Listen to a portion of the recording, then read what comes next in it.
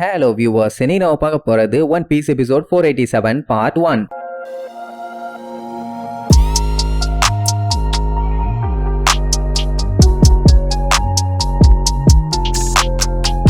Open பண்ணா அந்த black பியர்ட தான் காட்டுறாங்க. பைய வில்லத்தனமா இழுச்சுட்டு இருக்கான். அது மட்டும் இல்லாம அவன் பண்ண அட்டூழியத்துல அங்க இருக்க பெரிய பில்டிங்கே சரிஞ்சு விழுந்துட்டு இருக்குதா, அது அவனுக்கு என்ஜாய்மெண்டா இருக்குது. நேவி ஆளுங்க அத்தனை பேரும் ஐயோ நம்ம இன்னையோட செத்தோம், இதுக்கப்புறம் என்ன பண்ண போறோம்னு தெரியலன்னு அடிச்சு புரண்டு ஓடுவானுங்க. அது மட்டும் இவனுக்கு மேல விழுந்து சங்குதான். ஒரு சில மெரைனாளால நம்பவே முடியல, இது நிஜம்தானா இல்ல நான் கனவுல இருக்கனா? பல செஞ்சுரிஸா இந்த பில்டிங் இந்த இடத்துலதான் இருக்குது. ஆனா இந்த நேவியோட கோட்டை இப்ப இடிஞ்சு விழுகிறத மெரைனாளால நம்பவே முடியல. கண்ணுல கண்ணீர் வர வர கதறி அழுதுகிட்டே பாத்துக்கிட்டு இருப்பானுங்க. ஒயிட் பியர்டு வந்தப்ப கூட பில்டிங் மேல கைய வைக்கல, ஆனா பவர் கிடைச்சோனே நல்லா வச்சு செஞ்சுட்டான். இது எல்லாத்தையுமே சபாரி ஆர்கிபெலகோல இருக்கவங்க பார்த்துட்டு பயங்கரமா ஷாக் ஆவாங்க. ஆக்சுவலா இவ்வளவு பெரிய வார் வந்ததுக்கே காரணம் யாரு? அந்த பிளாக் பியர்டு. அவன் தான் ஏச புடிச்சு வேணும்னே இந்த வார ட்ரிகர் பண்ணி விட்டுருக்கான். அட அப்படி விட்டா கூட பரவாயில்லையே, இப்ப அந்த கிறுக்கு பைய கிட்ட ஒயிட் பியர்டோட பவரும் சேர்த்தில இருக்குது. ஆனா உன கைய தூக்கி இங்க பாருங்க மக்களே, என் பின்னாடி என்னென்ன பவர் இருக்குன்னு அந்த பவர்ஸ வேற எடுத்து காட்டுவானா. ஒயிட் பியர்டு செத்துட்டான்னு ஒரு 2 நிமிஷம் சந்தோஷமா இருந்தாங்க. அடுத்த நிமிஷமே வச்சான்ல ஆப்பு.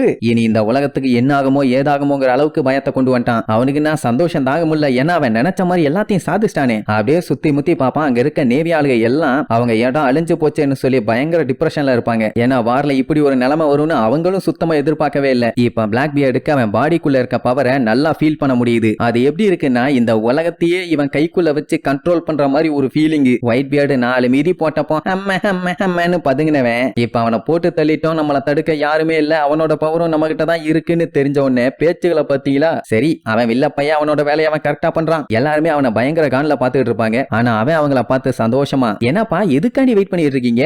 எதுக்கு இந்த வெயிட்டிங்? வாங்க வாங்க மாத்தி மாத்தி அடிச்சுக்கலாம். நான் இப்போ உங்க கூட சண்டை போறதுக்கு தயாரா இருக்கேன். நீங்க மட்டும் இப்ப சண்டை போடலன்னா எவ்வளவு கேவலம் தெரியுமா? ஏன்னா நான் இப்ப அந்த மரைன் ஃபோர்டையே மொத்தமா மூழ்கடிக்க போறேன்னு ஏதோ பர்த்டே செலிப்ரேஷன் பண்ண போற மாதிரி சொல்லுவான். உடனே அங்க இருக்க அத்தனை பேரும் ஆடி போயிருவாங்க. ஆல்ரெடி பில்டிங்கை காலி பண்ணிட்டான், இப்ப அந்த இடத்தையும் மூழ்கடிக்க போறான்னு உடனே யாராலையும் தாங்கிக்க முடியல. அப்பதான் நம்ம சென்குக்கு அப்படியே பாஞ்சு வந்து அவனோட பவரை வச்சு ஒரே அடி. பிளாக் பியர்டுக்கும் சரி அவன் ஆளுங்க அத்தனை பேத்துக்கும் சரி சரியான அடி. ஒரு அடியிலேயே அவனுக்கு பாடியில இருந்து ரத்தம் பீச்சிட்டு வெளியில வந்துடும். ஆக்சுவலா அது ஷாக் வேவ் அட்டாக். வந்து அடிச்சு போட்டு கெத்தா சொல்லுவான், என்னன்னா இந்த நேவி ஹெட் குவார்டர்ஸ் வெறும் ஒரு பில்டிங், அதை எப்ப வேணாலும் ஈஸியா ரீபில்ட் பண்ணிக்கலாம். அது மட்டும் இல்லாம இந்த மரைன் ஃபோர்டும் விர்ச்சுவலா தான் இந்த வேர்ல்டோட சென்டர்ல வச்சிருக்காங்க. இப்போ இவங்களுக்கு இந்த பில்டிங்கோ இந்த மரைன் ஃபோர்டோ அதெல்லாம் இம்பார்ட்டன்டே கிடையாது. இந்த உலகத்துல இருக்க வில்லனுங்க யார் யாரெல்லாம் மக்களுக்கு அச்சுறுத்தலா இருக்காங்களோ அவங்கள தடுத்து மக்களை ப்ரொடெக்ட் பண்றது மட்டும்தான் இவங்க வேலை. சொல்ல போனா அதுக்காக தானே இங்க எல்லாருமே ஒண்ணு சேருவாங்க. மனிதநேயத்தால கிடைக்கிற நீதி என்னைக்குமே அழியாது. அதனால அவ்வளவு சீக்கிரத்துல இந்த இடத்தை மூழ்கடிக்க விடாதீங்க,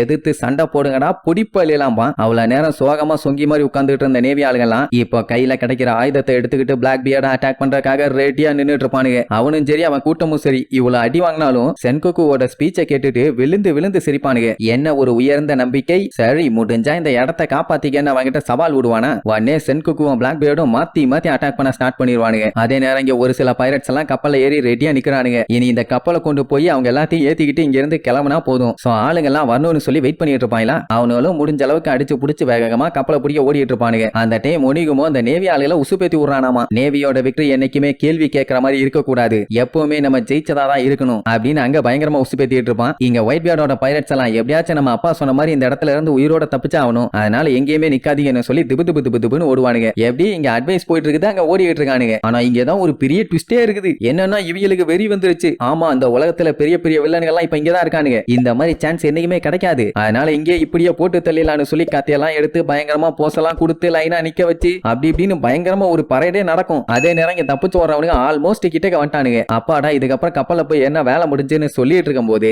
கரெக்டா நம்ம கிசுரு வந்து நிப்பான். போச்சு, இதுக்கப்புறம் சொல்லவா வேணும். அவன் ஓங்கி ஒரு மிதி வைப்பான், அவ்வளவுதான் எல்லாம் திருச்சிருவானுங்க. அதே நேரம் இங்க லூஃபியை போட்டு தள்ளுறதுக்காக அந்த அகைனு என்ன பண்ணுவான், இனசுமா உருவாக்குன அந்த செவரை அப்படியே உருக்கிக்கிட்டு வருவான். சரி இந்த கேப்ல எஸ்கேப் ஆயிலான்னு சொல்லிட்டு ஜிம்பை அடிச்சு பிடிச்சு ஓடுவானா. அவன் வந்த உடனே ஃபர்ஸ்ட் அட்டாக் பண்ணது இனசுமாவை தான். ஏன்னா மறுபடியும் இந்த மாதிரி செவரை உருவாக்கிட்டானா ஒன்னா சுத்தி வரணும் இல்லன்னா ஓட்ட போட்டு வரணும், ரெண்டுக்குமே டைம் ஆகும். அதனால அவனை பொழந்துட்டா பஞ்சாயத்து ஓவர்ல. பட் இருந்தாலும் இவன்க்கு ஊறதா இல்ல, இன்னைக்கு நான் உன்னைய பொல்லக்காம விட மாட்டேன்னு சொல்லி அவனோட ஆஸ்தட்டிக் டெக்னிக் லேசர் சர்ஜரின்னு பயங்கரமா நகத்தெல்லாம் பெருசு பண்ணி லேசர்லாம் வர வச்சு கண்ணா பின்னா அட்டாக் பண்ணுவான். சொல்ல போனா அவன் பண்ண அட்டாக்ல அங்க இருக்க பாறைங்க எல்லாம் துண்டு துண்டாகி கீழே விழும். ஏன்னா அந்த செவறுகளையே வெற்ற அளவுக்கு அவனோட லேசர் பவர். ஆனா அகைனுக்கு ஒண்ணு ஆகல. இவாங்கோவோட நகை தான் மெல்ட் ஆயிரும். அகைனுக்கு ஆல்ரெடி இவனை பத்தி நல்லா தெரியும் போல. நீ ரெவல்யூஷனரி ஆர்மி தானே, நீ ஸ்டேஞ்சான டெக்னிக் எல்லாம் யூஸ் பண்ணுவேன்னு நான் கேள்விப்பட்டேன். ஆனா அதெல்லாம் என்கிட்ட வேலைக்கு ஆகாதுன்னு சொல்லும் போதே அடுத்த டெக்னிக் எடுத்துக்கிட்டு அட்டாக் பண்ண பாஞ்சு வருவான். அவன் மூஞ்சில ஒரே குத்து. எனக்கு உன் கூட எல்லாம் விளையாட டைம் இல்ல, குறுக்க வராத, நான் அவனை போட்டு தள்ளுன்னு சொல்லி அவன் அடிச்சு திருக்கி விட்டுட்டு